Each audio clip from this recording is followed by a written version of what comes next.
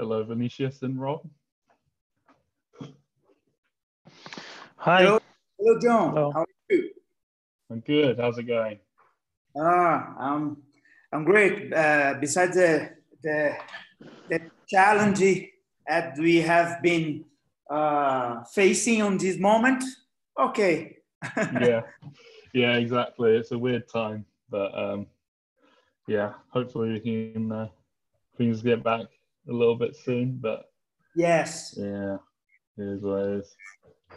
Okay. I think Vinicius is with us as well. Mm-hmm. Yep, I'm here too. Hey, Vinicius, how are you? Hey. I'm good. Good. Cool. Let me just to share. The meeting will be entirely in English?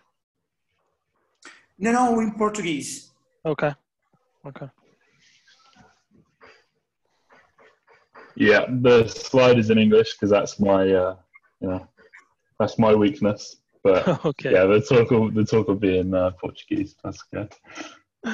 Vinicius, just to introduce you, Joy. Joy is a marketing manager at Confluent, and he's responsible for promoting meetups. Okay. In Latin America and then in North America also. Yeah, so my role is community. So doing things like Kafka meetups and things like that. So Okay. yeah, Cool. things like this, which are usually in person, but for the moment they're online, which is cool. It's a cool new challenge. Yes, a little bit. Yeah. What about the Kafka the summits? You also be responsible for organizing the summits. Not me directly, no. I have some part of it, but that's more. We've got like an events department that deals with Summit, just because of the scale of it and stuff. But yeah, a little part, but some promotion. But yeah, that's going to be online in August, so that'll be interesting. Yeah, which in some ways is sad, but in some ways it's good because it's free and people all over the world who probably wouldn't have been able to go before might be able to do it now. So it's a cool opportunity. I hope that Confluent could organize a Kafka Summit in Brazil in a near future. Yeah, I'd love that as well. I'd love that too. I think, yeah, we'll see. We'll see about, hopefully next year in-person events come back. Yeah. We'll see what happens. But yeah, unfortunately, that decision isn't quite in my hands. But if it is, then I'll put in a good word. I've always said that the community in Brazil has been amazing. So, yeah. I believe that the number of people in not only Brazil but in Latin America interested on Apache Kafka technology has been increasing, and then maybe in the near future could be nice. Yeah, for sure. I agree. Hello, everybody. Cool. Hey, Fabio. Fabio. Hi, Joe. Hi, how are you doing? I'm fine. And you? Yeah, nice talking to you again. Yeah, and you. It's good to do it in this interesting setting, an online meetup. But yeah, we've done a few of them. They've gone really well. So yeah, it should be fun. Fabio, Vinicius definitely is with us as well. Yeah, Vinicius is here as well. Hello, Vinicius. How are you? Good, man. Okay, that's good to know. Well, I do believe we're expecting around 45 attendees, right? Something like that. Yeah. I should think so. Yeah, something like that. I think in the Sao Paulo group and through promotions. Either way, it's going to be recorded, so it'll be immortalized, and people can view it after and come back to it and stuff, which is nice. I'm not actually very familiar with Zoom, so to share my screen, you actually have to stop sharing yours, right? Yeah, so we can do it now if you want. I can just stop it just so you can trial it. Okay, no problem. Yeah. So I just stopped sharing mine. Can you see at the bottom of your screen? It says share screen. Okay. I'll try to do that. Yeah. Just close up a few tabs. Okay. Now we're good. Okay. Well, I actually have to allow Zoom to share my screen. So let me try that. Okay.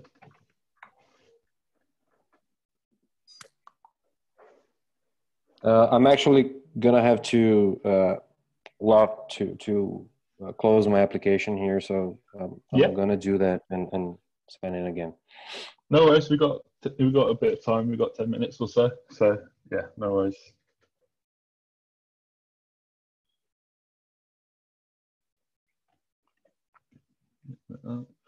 I'll reshare my screen just so you're filling it at least.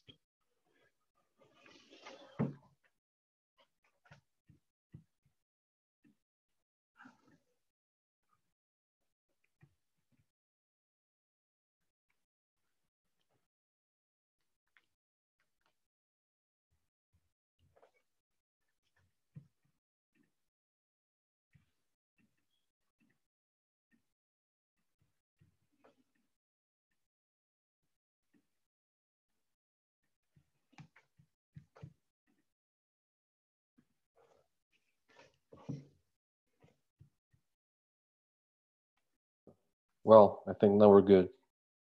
Let me try to do that again. Yeah. Okay.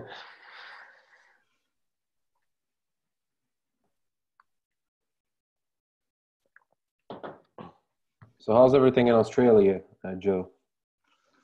Australia. I'm in California, but yeah. Oh, I thought you were in Australia. I'm sorry. No. For these virtual meetups, I get around, but no, I'm in California, San Francisco. So yeah, here things are okay. Getting on, sitting at my desk most days in my home. That's the new way to work these days. So yeah. How about you? How are you doing?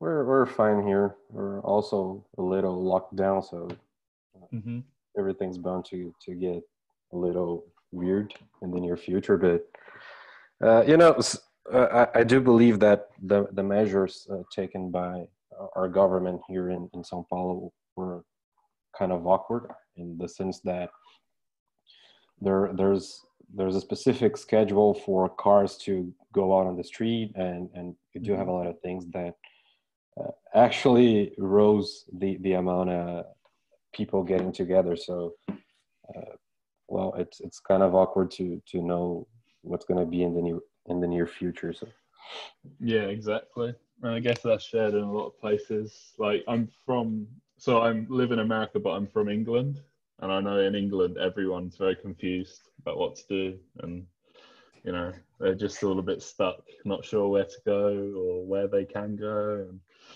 yeah, it's just that for a little while, hopefully for a little while, but yeah.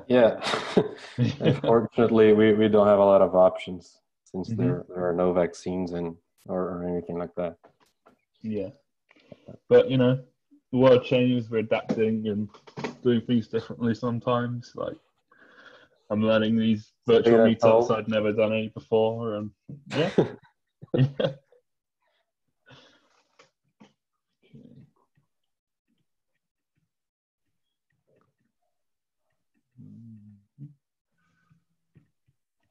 We just got over 5 minutes, which is cool.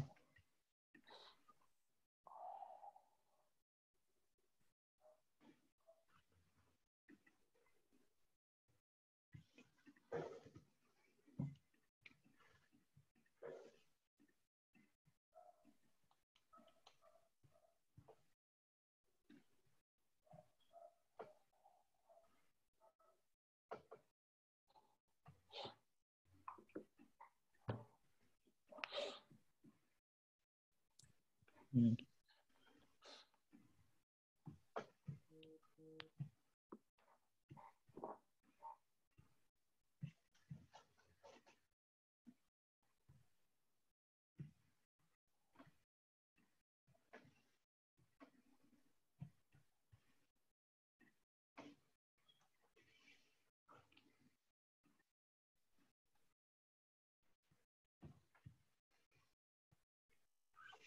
Got some people filtering in. I think we got about 5 minutes.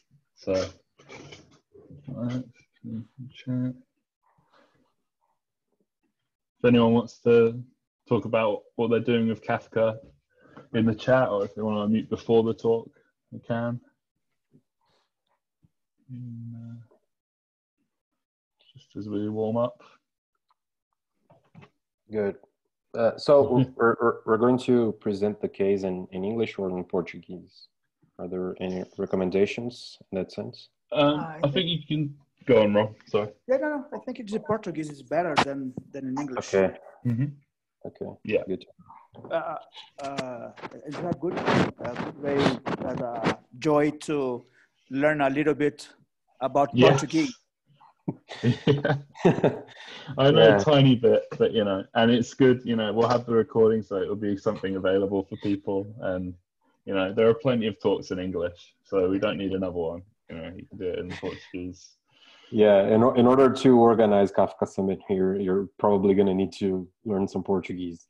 Yeah. At least to say hello to everybody. So.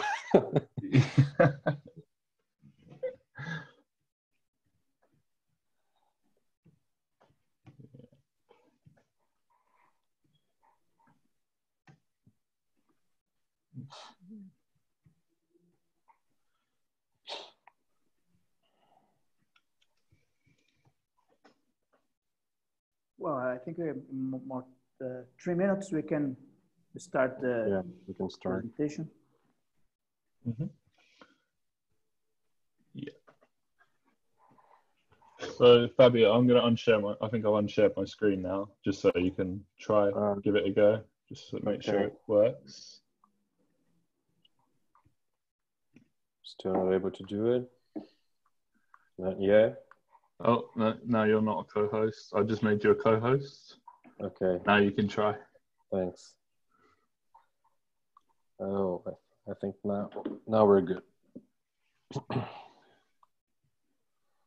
Okay, so can you see my screen? Yeah. Perfect. Just a couple more minutes and we start. Yeah, a couple minutes. It says on the event that it starts at 10 past. All right. In case any late stragglers.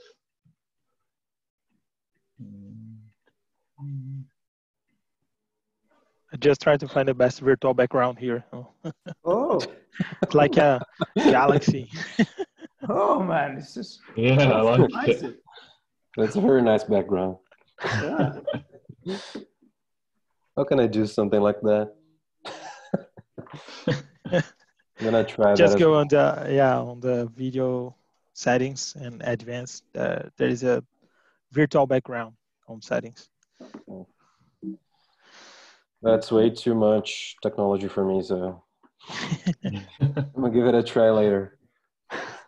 There have been times I've put a background on and then kept it on after the meeting, and then I enter another meeting and it's still on. So you've got to be careful with that when it's in the background still. Depending on how serious the meeting is afterwards. Mm-hmm.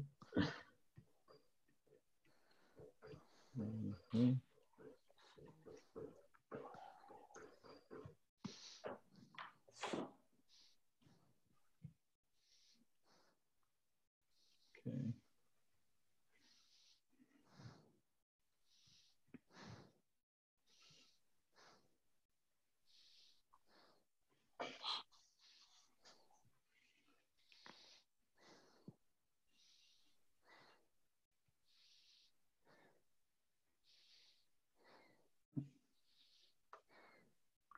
Well, I think we can start. Yeah, I think we're good to go. Yeah, I think we're good to go. So people are muted. If they want to ask questions, just let them know that they can ask in the chat, in the Zoom chat. Get to them during or after. But yeah, other than that, thank you, Fabio, Vinicius. Take it away. Bom, pessoal, primeiramente, boa noite. Meu nome é Fábio, eu faço parte da Tecon, assim como o Rômulo que está aqui. E o Vinícius, que também está junto com a gente, ele faz parte da Compass Minerals, ele é o head de tecnologia, um dos heads de tecnologia que vai participar desse papo com a gente. Quer se apresentar, Vini? Bom, como o Fábio falou, eu faço a parte toda de gestão de tecnologia da América do Sul, né? A Compass Minerals, para quem não sabe, é uma multinacional. A gente tem operação hoje na Inglaterra, Canadá, Estados Unidos e no Brasil. Então, toda a área de tecnologia aqui fica hoje comigo na parte Latam. Bom, e aí com base nisso a gente quer apresentar um case para vocês do que a gente vem conduzindo em parceria com a Compass, e é uma POC baseada em Kafka, que tem por objetivo trazer dados que vêm de algumas entidades de um sistema SAP, como de, enfim, alguns outros bancos de dados que trazem informações de outros sistemas e que, consequentemente, são usadas para alguns fins de geração e manutenção de notas fiscais e assim por diante. Então, um pouco do nosso... Só colapsar aqui. Então, como eu falei, o nosso objetivo inicialmente com o desenho dessa solução era que, de fato, a gente pudesse extrair dados de um ambiente SAP e de algumas outras tabelas também de um banco de dados e disponibilizasse essas informações dentro de um cluster Kafka, para que a gente posteriormente pudesse, obviamente, usar essas informações da maneira que a gente quisesse, seja fazer dump em alguma outra estrutura de storage online ou até mesmo, enfim, reaproveitar esses dados para a aplicação cliente para que ela pudesse consumir diretamente desse cluster. E aí a gente tem um pouco do desafio que o Vini compartilhou com a gente e, inclusive, propôs isso para que a gente conduzisse, né? E essencialmente a gente tinha aqui como um escopo inicial garantir que essas informações que eram disponibilizadas por parte do SAP estivessem disponíveis dentro de um cluster Kafka. E aqui foi um exercício também de a gente conseguir de alguma forma ter um case de bridge to cloud, ou seja, eu trazer os meus dados que estão hoje on-prem e que tem algumas particularidades tanto do ponto de vista de infraestrutura e armazenamento e trouxesse para um ambiente bem mais flexível que é o ambiente de cloud. Então, o nosso escopo aqui, essencialmente com essa discussão, ele passava por 3 pontos principais, né? Ou seja, a gente primeiro disponibilizar um cluster e obviamente fazer o setup dele dentro do Confluent Cloud. Além disso, disponibilizar conectores aí para cada uma das fontes de dados e, obviamente, fazer o processamento de alguns arquivos. E um pouco da arquitetura desse projeto, no fundo, ela é constituída de duas partes, que são processos que acontecem de maneira assíncrona e, inclusive, em paralelo. Então, essencialmente, quando a gente pensa na primeira parte desse projeto, a gente tem o SAP gerando dados para um SQL Server que armazena esses dados com pouca ou nenhuma legibilidade no que diz respeito a nomes de campos, enfim, estrutura e etc. Com base nisso, a gente quis trazer esses dados para o Confluent Cloud, usando o Debezium aqui para SQL Server, e com isso a gente geraria, essencialmente, 3 tópicos dentro do Confluent Cloud. Com algumas funcionalidades ou com algumas queries em KSQL, a gente faria a conciliação desses dados e despejaria em outro tópico. E aí uma outra saída desse processo é uma aplicação consumidora, que foi feita aqui em .NET Core, que sensibiliza um web service do próprio SAP que a gente viu um pouco antes. O objetivo desse web service é gerar uma estrutura ou gerar PDFs de notas fiscais e disponibilizar isso numa pasta. Em paralelo a tudo isso, a gente criou um Watcher, que é justamente a parte do processo 2, que fica monitorando periodicamente essa pasta, vê quando um PDF novo foi disponibilizado, um PDF de nota fiscal, envia essas informações para o Kafka novamente e, mais uma vez, usando o KSQL, a gente disponibiliza tudo isso num tópico final de conciliação. A partir do momento em que a gente tem as informações nesse tópico de conciliação, o nosso objetivo aqui é disponibilizar para a aplicação que a gente bem entender, seja, de novo, um mecanismo de storage online ou qualquer outra aplicação consumidora, por exemplo. E aí, quando a gente começou a fazer essa POC, a gente queria, desde o início, tomar cuidado com algumas coisas e a gente sempre teve a cabeça de tentar escalar essa estrutura em algum momento. Por mais que fosse uma POC, a gente já gostaria de começar de maneira correta e de maneira interessante para que a gente não viesse a ter problemas lá na frente.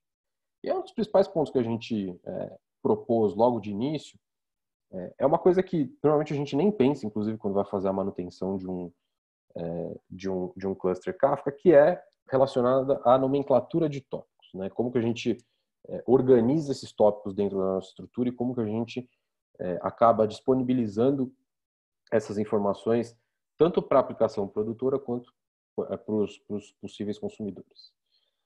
E aí a gente criou um padrão que tem algumas características interessantes. Então, primeiro que ele é, obviamente, extensível, e segundo que ele é bem flexível, no sentido de a gente poder colocar outros tipos de dados. E ele é um padrão que consiste de 3 campos, ou seja, a gente sempre tem uma informação, ponto alguma coisa, ponto alguma coisa. E aqui a gente identificou que a gente teria uma possibilidade interessante de colocar informações que são relevantes para que a gente identificasse facilmente quais são os nomes daqueles tópicos e para que eles servem, né? Então, o primeiro campo é basicamente qual é o tipo de dados, ou seja, qual é o tipo de necessidade de negócio que eu estou endereçando nesse caso. Mas, eventualmente, se fosse um tópico que não representasse uma tabela de um banco de dados, como no nosso caso, ele poderia ter alguma nomenclatura que fosse mais próximo de business ou que fosse mais próximo até do tipo de dados que a gente está manipulando dentro daquela estrutura. Tá? Então, de novo, aqui no nosso contexto ele se traduz no nome de uma tabela, mas isso é mutável, isso pode ser estendido, inclusive. O segundo campo, obviamente, é se o tópico tem esquema ou não, e especialmente qual é o nome daquele esquema. Por que isso é importante no fundo? Especialmente quando a gente trabalha com um cluster que tem a possibilidade de gerenciar esquemas, se a gente tiver muitos tópicos com esquemas diferentes, logo mais isso fica, de certa maneira, intratável. No sentido de que você não sabe mais quais tópicos usam aquele esquema, ou você até consegue descobrir, no fundo, mas não é algo que está disponível o tempo inteiro para você. E você acaba ficando restrito também a já ter necessidade de ter um conhecimento prévio de qual é o tópico para o qual você vai enviar as informações, como desenvolvedor, por exemplo, para identificar qual é o tipo de informação que você tem que mandar para aquele tópico e, posteriormente, enviar com sucesso ou consumir com sucesso. Então, a gente criou um placeholder aqui, super simples, ou seja, se o tópico não tiver esquema nenhum, eu coloco no esquema. Se ele tiver um esquema, eu coloco qual é o nome dele. E, por último, a gente criou um campo aqui também de usage, ou seja, qual é o tipo de utilização que eu estou fazendo daquele tópico. Se a gente pensar na arquitetura que eu acabei de mostrar para vocês, essencialmente a gente tem tópicos que são voltados para conciliação de informações, ou seja, eu vou pegar informações de várias fontes e, usando o KSQL ou qualquer outro mecanismo, eu poderia fazer essa conciliação, juntar esses dados, em outras palavras, fazer um join, ou então eu simplesmente posso fazer streaming deles. Eu posso simplesmente disponibilizar os meus dados e consumir depois.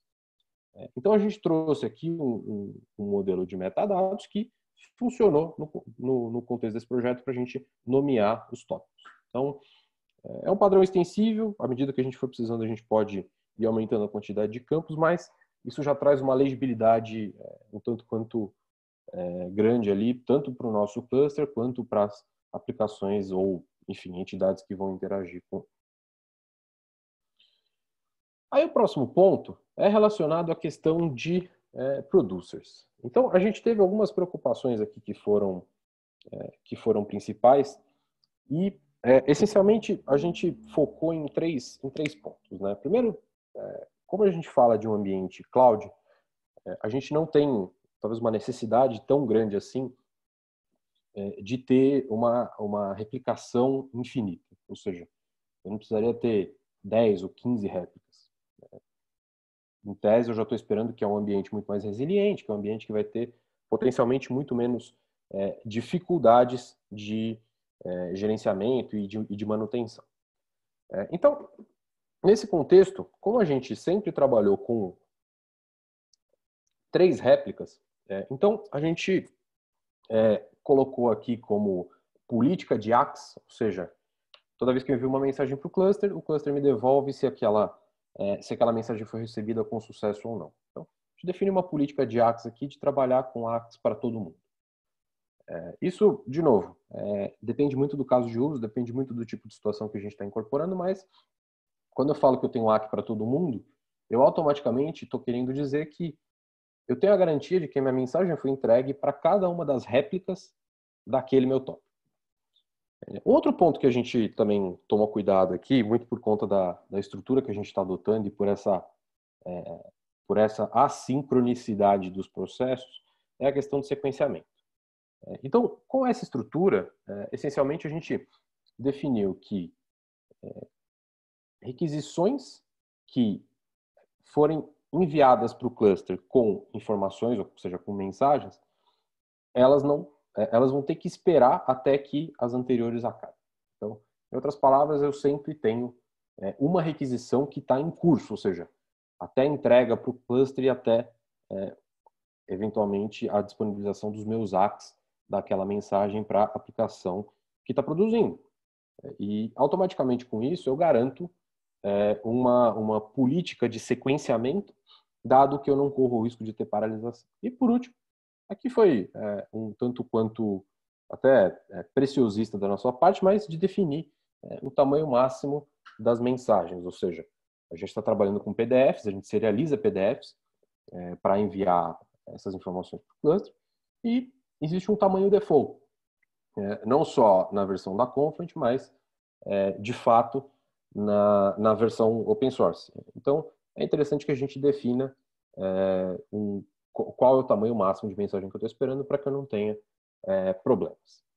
Obviamente, existem limites que são maiores, né, quando a gente pensa em uma plataforma ou em outra, mas aqui o interessante é que a gente nem precisou se preocupar tanto com isso, porque o nosso tamanho esperado de mensagem é muito menor do que efetivamente a gente acaba tendo de limite. Tá? Por outro lado, quando a gente pensa em consumer, a gente também tomou alguns cuidados aqui, ou seja, e desses cuidados que a gente tomou, a gente elencou 2 pontos principais. O primeiro deles é a questão de reinicialização de offsets, ou seja, toda vez que o meu consumidor ele fica indisponível por alguma razão, automaticamente eu tenho que definir uma política de reinicialização do offset que eu estou consumindo. E aqui a gente tomou a decisão de começar logo do início, ou seja, com isso a gente garante que uma mensagem não deveria deixar de ser processada a partir do momento que eu tenho uma disponibilidade temporária ou permanente do meu consumidor.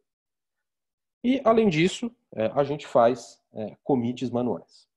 Especialmente nesse caso, a gente faz commits manuais porque toda vez que a gente consome uma mensagem do cluster, a gente precisa sensibilizar um web service. E a gente não tem garantia de disponibilidade dele, a gente tem, eventualmente, pode ter alguma intermitência de rede ou algo nesse sentido, e a gente tem que esperar para dizer para o nosso cluster que aquela mensagem foi processada com sucesso, que de fato eu gerei aquele PDF para aqueles clientes. Então, isso foi tomado como uma medida de segurança para que a gente garantisse que, de fato, a gente não teria problemas de um recurso temporariamente estar indisponível, eu processar, ou eu consumir essa mensagem do cluster e simplesmente não conseguir processar da maneira como eu deveria. E aí a gente entra direto na parte de Debizium, ou seja, o Debizium nada mais é do que um mecanismo ou uma tecnologia que permite que a gente monitore bancos de dados numa modalidade de Change Data Capture, ou seja, qualquer mudança, seja um insert, seja um update ou seja um delete, automaticamente acabam sendo propagados para o Debizium, e o Debizium tem a característica de, uma vez que essas informações foram propagadas para ele, disponibilizá-las no cluster de destino. Esse cluster ele pode ser on-prem, ele pode ser local, ele pode ser remoto, ele pode ser cloud, ele pode ser eventualmente até de outro vendor, como por exemplo um MSK. Não existe limitação em relação a isso. Obviamente, a partir da premissa que a comunicação com aquele cluster é feita exatamente da mesma forma. Só que para que isso tudo aconteça, a gente tem que passar por algumas etapas. Então, a primeira delas de fato, habilitar o meu banco para aceitar CDC. E aqui, no caso, a gente estava usando um SQL Server que tem, por característica, ter uma flag dentro do sysdb que indica se aquele banco de dados pode ser monitorado ou não. E uma vez que a gente faz isso a nível de banco, a gente também precisa fazer isso a nível de tabela. Ou seja, para cada uma das tabelas, e aqui obviamente eu deixei o nome das tabelas opaco, mas a gente tem que habilitar essa funcionalidade ou esse monitoramento para que o Debizium consiga trabalhar. Se a gente não habilitar, ele simplesmente vai gerar um erro e vai falar que ele não é capaz de fazer aquela monitoração. Depois que a gente fez a habilitação tanto para nível de banco quanto a nível de tabela, a gente obviamente tem que instalar o conector dele. E aqui uma boa prática que até a gente vai passar no final, mas é interessante que, independente da distribuição, você use o Confluent Platform para fazer essa instalação. Ele facilita bastante o trabalho. No sentido de, toda vez que você utiliza o Debizium, você automaticamente precisa ter acesso à Connect API do Kafka. E para ter isso, existem duas formas de fazer. Ou usar a versão open source, ou usar alguma versão de algum vendor. No caso da Confluent, ele tem um assistente de CLI que é muito interessante. Na verdade, são dois. O primeiro deles é o Confluent Hub e o segundo é simplesmente o Confluent CLI. Esses dois assistentes, eles são responsáveis, respectivamente, por instalar os pacotes, e aí, independente da distribuição de banco de dados que você estiver usando, você consegue acessar um repositório e fazer o download daquele conector para a sua máquina de destino, bem como o Confluent CLI serve para você ter o controle daquelas APIs que estão funcionando localmente. Isso quer dizer que necessariamente você precisa ter um cluster local? Não. No caso do nosso exemplo até, no item 3, a gente pode identificar que o comando que é referente ao Confluent CLI, ele tem como característica só interagir com a Connect API. Ou seja, o meu cluster está parado, o meu cluster não existe, em outras palavras. Mas ele é responsável por interagir com essa API. E por último, obviamente, você tem que dizer explicitamente para o Debizium quais são as tabelas e quais são os brokers de destino para os quais você vai mandar aqueles dados que forem capturados. O Debizium ele segue um padrão de nomenclatura de tópicos. Então, é interessante muitas vezes que a gente faça algumas substituições nesses nomes que são padrão, para que a gente tenha mais legibilidade no nosso cluster também. Como características principais, obviamente, você precisa definir qual é o host local que você está utilizando, ou o host de banco de dados, o host de origem, as tabelas, as credenciais daquele banco, E por último, de novo, qual é o tipo de conexão que você está fazendo. Ou seja, se você está fazendo com um host que está em cloud, você vai ter um mecanismo de autenticação que talvez seja um pouco diferente do mecanismo de autenticação local. E vice-versa. Aí depende muito de vendor para vendor, mas no caso também do Confluent Cloud, que foi a nossa escolha aqui, essencialmente o que você muda são os Bootstrap Servers, que você define como sendo um host para cloud, e você também define numa string qual é o tipo de autenticação, no caso é plain text com SSL e a API Key e o API Secret. Você disponibiliza isso na linha de comando, por exemplo, faz uma requisição para o seu host do Debizium na 8083 e essa informação está disponível. E a partir do momento em que a gente fez o setup dessas informações, a gente consegue também verificar se de fato ele está disponível. Ou seja, o mesmo endpoint que a gente chama fazendo um post para ele, pode ser usado para a gente fazer um get. E aí a gente tem que dizer, essencialmente, qual é o nome do conector e qual é o tipo de status que a gente espera nessa situação. É um mecanismo interessante de monitoramento que nos ajuda a ter muita clareza do que está acontecendo. Então, como recomendações, no fundo, acho que tem alguns pontos importantes que a gente sempre tem que ter na cabeça quando a gente for fazer esse tipo de implantação. O primeiro deles, e certamente o mais crítico, é preciso habilitar CDC no banco de origem. Ou seja, se o meu banco não estiver preparado para isso, não faz sentido, eu não vou conseguir atingir o meu objetivo. Além disso, o Debizium ele tem algumas características de compatibilidade de versões.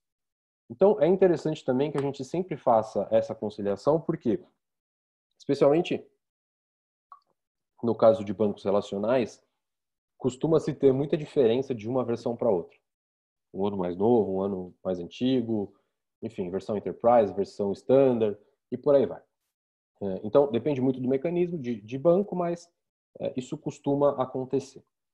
Diante dessa situação, é interessante que a gente faça essa validação de compatibilidade de versões até antes de começar o desenvolvimento. Porque no limite a gente tem que trabalhar com outras definições ou outra arquitetura. Além disso, uma orientação é a gente não criar casos que envolvam o master database, porque ele não aceita CDC, no caso de SQL Server. Então, é sempre bom a gente tomar cuidado com isso. Como duas últimas recomendações, eu falei de usar o Confluent Platform, porque de fato ele acaba sendo mais interessante para fazer o deploy, acaba sendo mais fácil.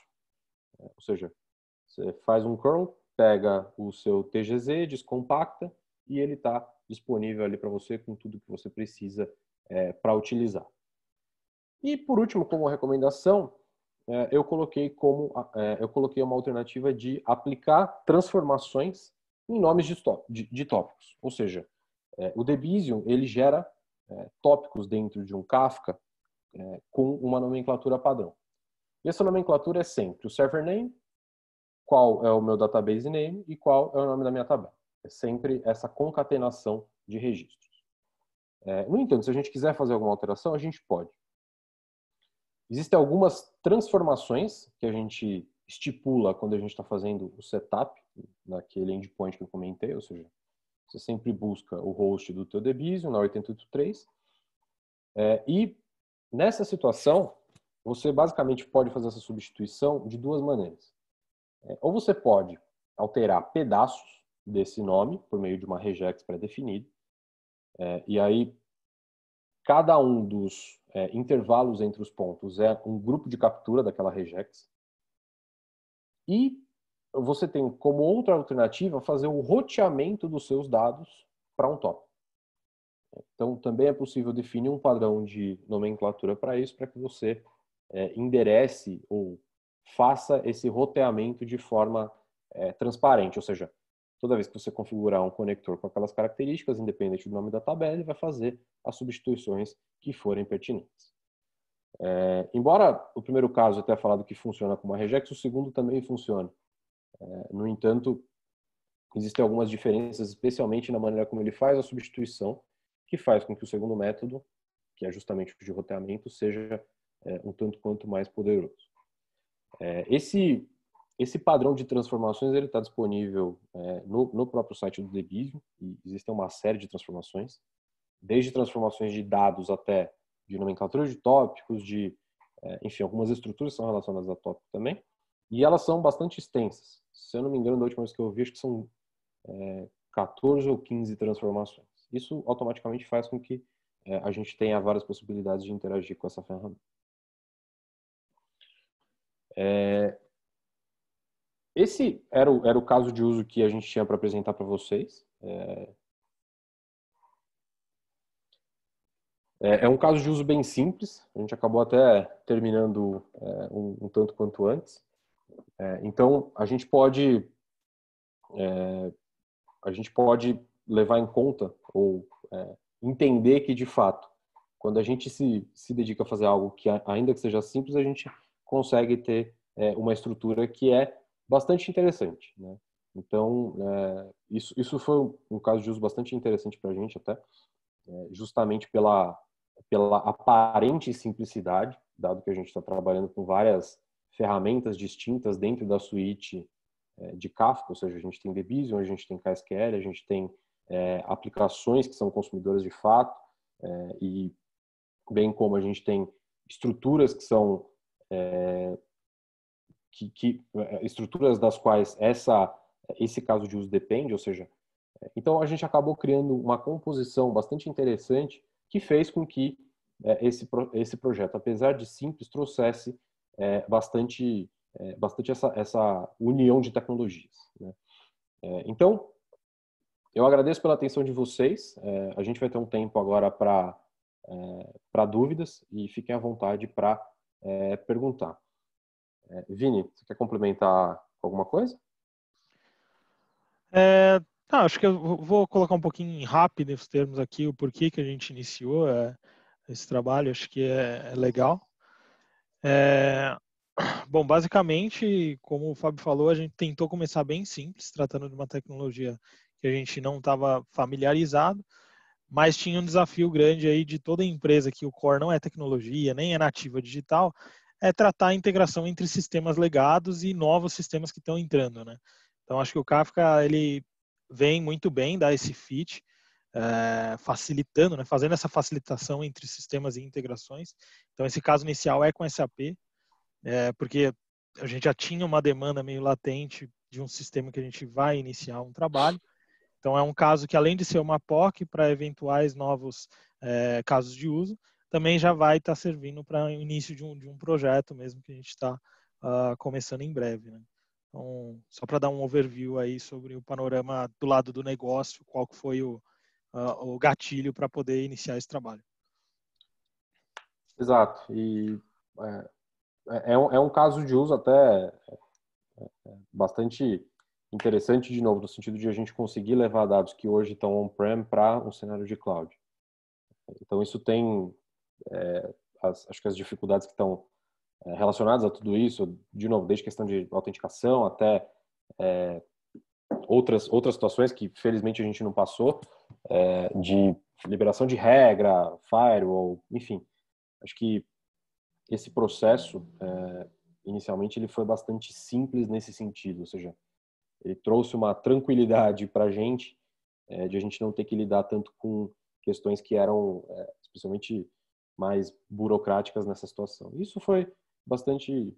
Foi e está sendo, inclusive, porque isso não terminou de fato. Enfim, mas está sendo bastante interessante para a gente, para a gente acompanhar a evolução de uma POC que, embora pequena do ponto de vista de volume, mas que englobe tantas tecnologias e tantas necessidades distintas, né? Então, como eu falei, pessoal, provavelmente a gente vai ter um tempo agora para Q&A. Fique à vontade para fazer perguntas, tanto para mim, quanto para o Vinícius, quanto para quem vocês quiserem. E obrigado pela oportunidade de apresentar esse caso para vocês.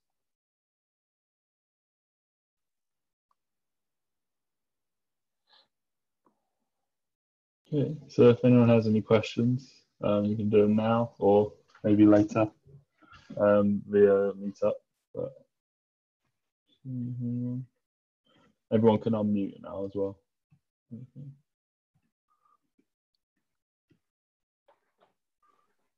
Eu tenho uma pergunta. Tá me ouvindo aí? Sim. Vocês usaram o Debizium, vocês subiram um cluster de Connect seus ou vocês usaram um da Confluent ou da AWS, não sei? Quer responder, Vini? Ou quer que eu responda? Não, pode responder aí, Fábio. Beleza. Bom, no nosso caso, por se tratar de uma POC, a gente usou um cluster próprio. Ou seja, existem 2 servidores que hoje são responsáveis por fazer essa monitoração dos bancos e disponibilizar esses dados para o Kafka. A gente não teve ainda a necessidade de usar algo gerenciado, um pouco por conta do volume também, enfim. Acho que... Mas aí quantos nós vocês têm? Deixa eu te explicar o porquê da minha pergunta, cara. É porque eu já subi alguns clusters de Connect e eu achava a manutenção deles bem chata, assim. Parava do nada, aí eu entrava lá, tinha que olhar o que estava acontecendo, tinha que olhar os tópicos de controle para ver o que estava rolando lá dentro. E aí, por isso que eu tô perguntando se esse trade-off do Debizium, se ele é bem fluido assim, se eu consigo, se ele cai e volta, se a replicação continua, como que é essa experiência assim no dia a dia? O que tem, pelo menos, acho que no meu caso isso acabou se tornando um benefício, de certa forma. Porque, de fato, cara, assim, é um processo um tanto quanto árduo, porque você precisa ficar dando uma assistência, né? E ele realmente tem umas características que são um pouco particulares. Né? No entanto, pelo menos o que eu fiz foi conseguir monitorar aqueles endpoints. No caso, eu criei uma aplicaçãozinha bem pequena minha, mas isso pode ser feito com Dynatrace da vida, com AppDynamics, com qualquer outra ferramenta de tecnologia, para justamente você monitorar o estado, ou seja, se ele está em pé, se ele caiu e por aí vai. Acho que isso é o primeiro ponto que ajuda, ou seja, existe uma interface REST que você pode consumir periodicamente para ver o status daquele cara. Como segundo ponto, eu entendo também a dúvida de, cara, será que ele parou de replicar? O que aconteceu? De fato, isso é um problema, digamos assim, e pelo que eu tenho acompanhado, inclusive da comunidade, etc., não existe uma tratativa ainda que os profissionais que trabalham com Debizium tenham aceito como sendo a campeã. No fundo, ainda está sendo um processo bem empírico de as pessoas entenderem como que ele está se comportando e, por exemplo, cara, ele ficou indisponível ou ele parou a replicação. Infelizmente, o que grande parte das pessoas ainda tem feito é, de fato, monitorar a tabela o tópico de controle e ver se, por exemplo, a última alteração que ele fez do banco foi propagada no curso. É óbvio que isso não é escalável, isso não é sustentável. Então, também foi uma coisa que automaticamente eu acabei fazendo por uma questão de disponibilidade e necessidade, que também foi tentar gerar um analítico disso, ou seja, dentro do cluster, dá para você colocar um processozinho que fica consumindo o tópico de controle. E aí, enfim, você consegue ver qual é o último offset e se teve alguma modificação recente. Mas, de fato, isso é um assunto meio doloroso, assim.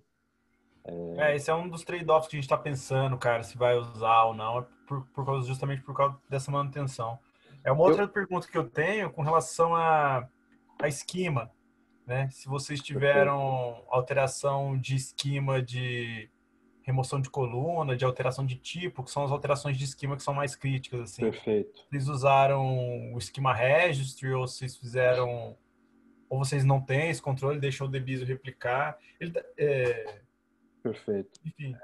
Essa situação de mudança de esquema, nesse caso, a gente especificamente não passou, tá? Eu até passei por isso em outra situação, mas não foi no nosso caso aqui da Compass. No entanto, também por uma decisão de projeto, a gente falou, cara, vamos usar um esquema num tópico de conciliação. Que usando o KSQL, por exemplo, você gera uma stream ou você gera uma tabela. E fica muito mais fácil de você ter um esquema pré-definido nesse tipo de situação. Então, por uma decisão de projeto, a gente acabou não usando esquema nesse caso. Porque, deixa eu te explicar o porquê da minha dúvida, porque assim, o database seus era controlado, né?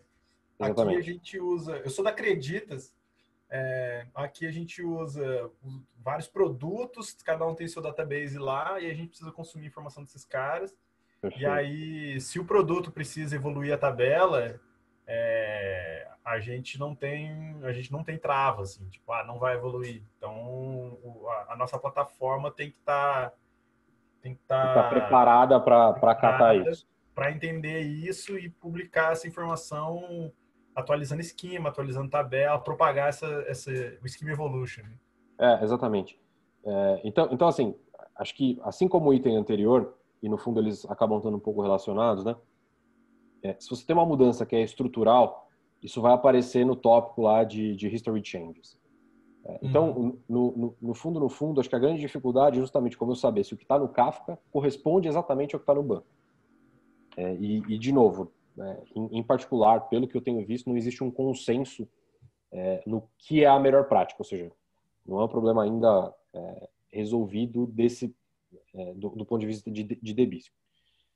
O que, de repente, eu tentaria fazer é o seguinte, toda vez que tivesse uma mudança de esquema, por exemplo, isso automaticamente vai parar no tópico de History Changes.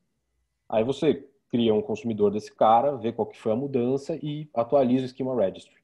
Porque, no Legal. fundo... Não, o Schema Registry em si, ele atualiza automático. Ele já faz isso. Agora, o problema é que assim, tem um ETL depois que vai rodar baseado nisso e o ETL muitas vezes não está preparado, entendeu?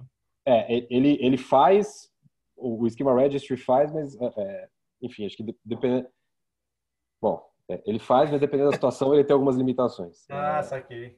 Ele atualiza de fato e, cara, às vezes pode acontecer, ou seja, ele propaga essa mudança para o tópico, mas para o tópico de mudanças, mas ele não propaga essa mudança para o tópico que está recebendo os registros. Então, se ele tiver um enforcement de esquema, você pode tomar a penalidade por conta disso. Entendi.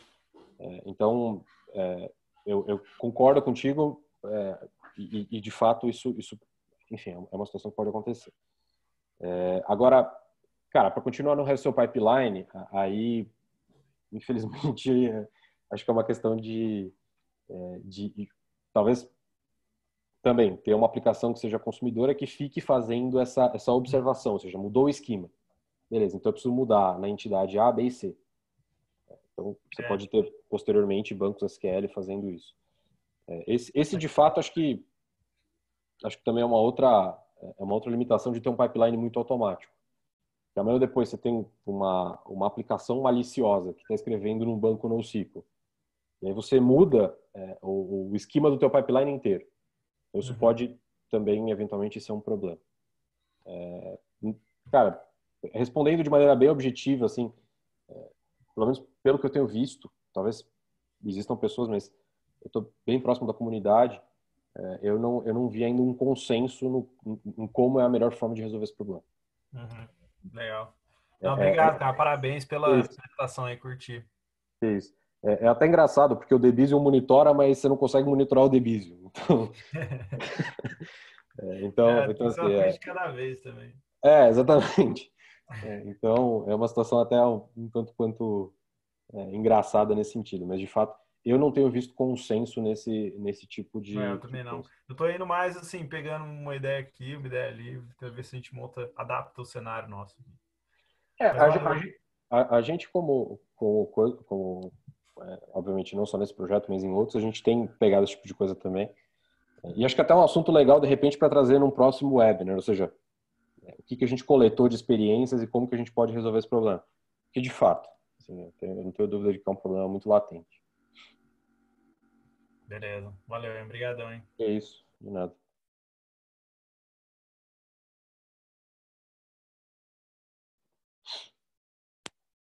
Okay. Anyone else?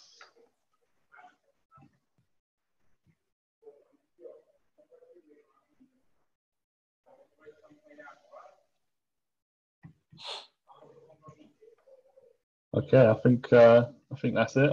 Don't think anyone else has any questions. If they do, they can reach out on Meetup, and I can connect to the right people. But yeah, if Fabio, you're good. Yeah. Yeah. I'm good. All right.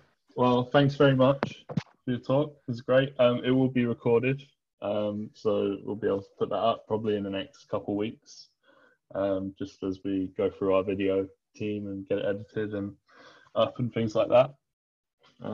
But yeah, thanks very much. That was great. Okay, just a second, Joe. I think one of the attendees posted a comment here. Okay.